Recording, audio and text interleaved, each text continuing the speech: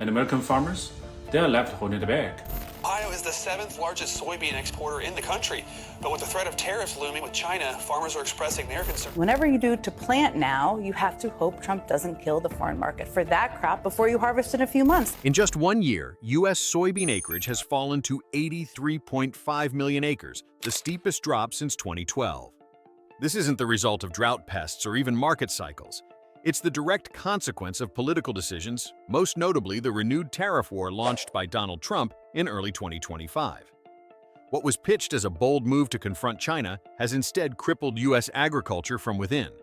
As part of his aggressive trade stance, Trump imposed tariffs as high as 145% on Chinese imports. In response, China, the largest buyer of U.S. soybeans, quietly cut ties, canceling contracts and turning to Brazil and Argentina for long-term supply. Now, across the Midwest, thousands of acres once rich with soybeans lie empty or have been repurposed. Farmers aren't just cutting back, they're giving up, tired of being pawns in a geopolitical chess game. The numbers are shocking, but they reflect something deeper, a collapse of trust in both global markets and national leadership. What happened to the crop that once powered America's dominance in global agriculture? Why are soybeans disappearing from U.S. farmland? To answer that, we need to go back to a decision made in Washington and to a fallout that's being felt across every acre. The sharp decline in soybean acreage didn't happen overnight. It was the result of a slow-burning trade war that reignited in April 2025 when former President Donald Trump returned to the global stage with a familiar weapon: tariffs. As part of a renewed push for economic nationalism, the Trump administration imposed tariffs of up to 145% on a wide range of Chinese imports, including semiconductors, rare earth minerals, and other critical industrial components. The move was framed as a strategic attempt to level the playing field and pressure China into economic submission. But the retaliation didn't come through headlines, it came through silence. China, the largest foreign buyer of U.S. agricultural products, didn't respond with loud countermeasures. Instead, it executed a surgical economic maneuver. Beijing quietly instructed state-owned importers to halt all long-term purchases of American soybeans, pork, and grain, according to Bloomberg and USDA sources. The results were immediate. American soybeans disappeared from Chinese customs data almost overnight. In May 2025, China formally declined to renew over a dozen long-term U.S. agricultural contracts. Instead, it signed multi-year supply agreements with Brazil, Argentina, and Russia, locking in pricing and logistics through 2030 and beyond. This shift is not temporary, it is structural, and it marks a deep realignment of global supply chains. These changes are devastating for U.S. farmers, particularly soybean producers. The U.S. once controlled more than 70% of China's soybean import market. Today, Brazil alone commands over 70%, while the U.S. share has plummeted to below 10%. Despite planting, harvesting, and storing crops in hopes of recovery, American farmers are now watching foreign markets vanish permanently. Even worse, the collapse comes without a safety net. Unlike the $28 billion bailout package provided during the first wave of the U.S.-China trade war 2018 to 2020, this time no federal relief has been announced. Many small and mid-sized farms are now left to fend for themselves, facing rising input costs, lack of buyers, and a trade strategy that treats them as collateral damage. This isn't a story about bad luck, it's about policy failure. A trade war that has left farmers cut off from their largest market with little recourse and no clear path forward. What was promised as America First has become, for many in rural America, farmers last. The numbers tell a part of the story, but the reality on the ground is even more sobering. Farmers are planting less, harvesting less, and in many cases simply walking away. According to the USDA's May 2025 projections, soybean acreage is down to 83.5 million acres, a 4.1% decline from the previous year and the lowest in over a decade. But this isn't just a seasonal fluctuation, it's a conscious decision. Farmers are shifting to corn, which now covers over 95.3 million acres, thanks to lower production costs and more stable domestic demand. The reason for this exodus from soybeans is multifaceted, but the common thread is lost confidence. For many, the economic calculus no longer makes sense. Input costs have surged by as much as 40% due to tariffs on fertilizers, farm machinery, and imported components, according to Farm Bureau estimates. Soybean futures prices, while modestly rising to around $10.25 per bushel, remain well below the break-even point for small to mid-sized farms burdened by debt and declining economies of scale. Worse still, the export market has collapsed. Without reliable foreign buyers, particularly China and Mexico surplus beans sit in silos, depreciating in both value and utility. And there's no lifeline coming. While the federal government once offered generous subsidies during the first wave of trade tensions in 2018, no comparable bailout exists in 2025. U.S. Agriculture Secretary Brooke Rollins has stated that a relief package is being considered but not guaranteed, leaving many farmers in limbo. In the absence of support, many are making painful decisions, scaling back, planting, leaving fields, fallow, or switching to crops like wheat or sorghum, liquidating equipment, livestock, or storage facilities to cover basic costs, exiting agriculture, entirely seeking employment in trucking, construction, or service industries. These are not isolated incidents, they are part of a wider unraveling. Entire farming communities across Iowa, Kansas, Missouri, and Nebraska are feeling the pressure. Local co-ops report steep declines in fertilizer purchases and seed orders, while equipment dealers are seeing record cancellations.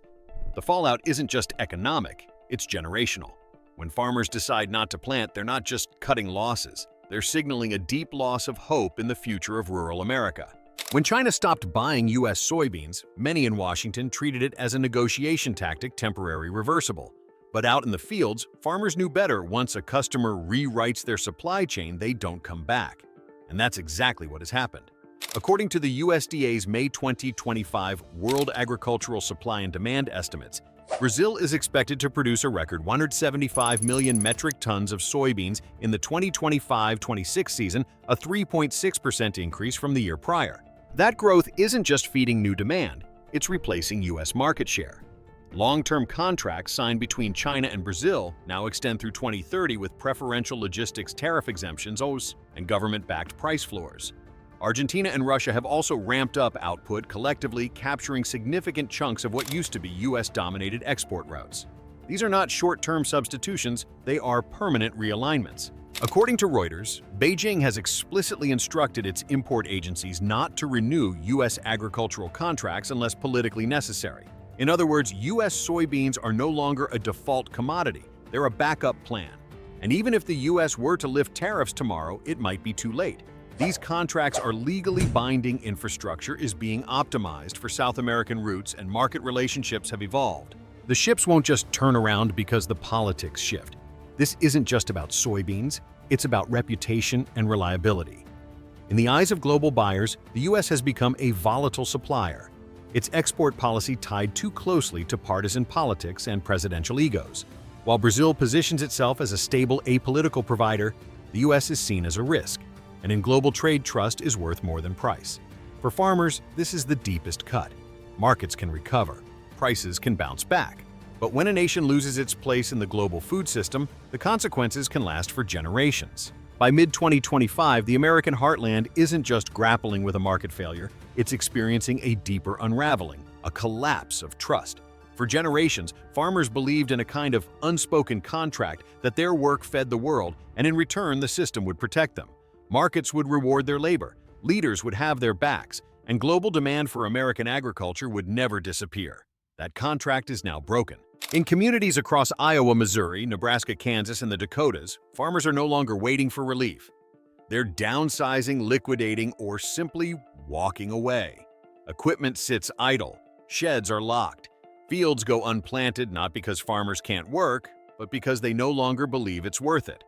Young people are leaving. Some never came back after college. Others have watched their parents, once proud landowners, spiral into debt and disillusionment.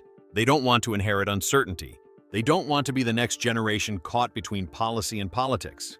According to the USDA, between 2018 and 2024, Black-owned farms declined by over 8%. Indigenous farms dropped nearly 10%. Women-led farms saw their share of farm income cut in half. And the 2025 tariffs are accelerating that collapse. Even the largest cooperatives are beginning to show cracks.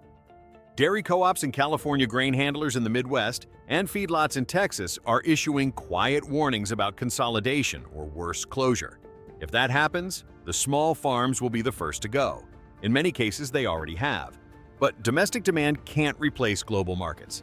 The U.S. consumes only 60% of its soybean production, 50% of its dairy, 40% of some pork cuts. The rest must go abroad or go to waste. Farm groups once politically cautious are now speaking out.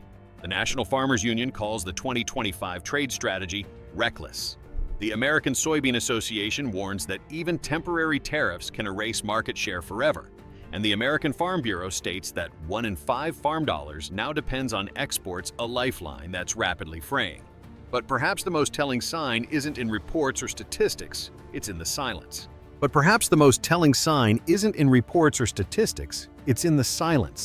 The hum of the grain dryer, the for sale sign rusting on the fence post, the son who doesn't come back after college. What was once the backbone of American agriculture is now questioning its place in the system it helped build. And all of this, the vanishing markets, the shuttered farms, the empty fields, wasn't caused by a storm or a drought. It was caused by policy. A trade war pitched as strength has become a quiet unraveling. And across the heartland, the question echoes louder with every acre left behind. Was this what winning was supposed to look like?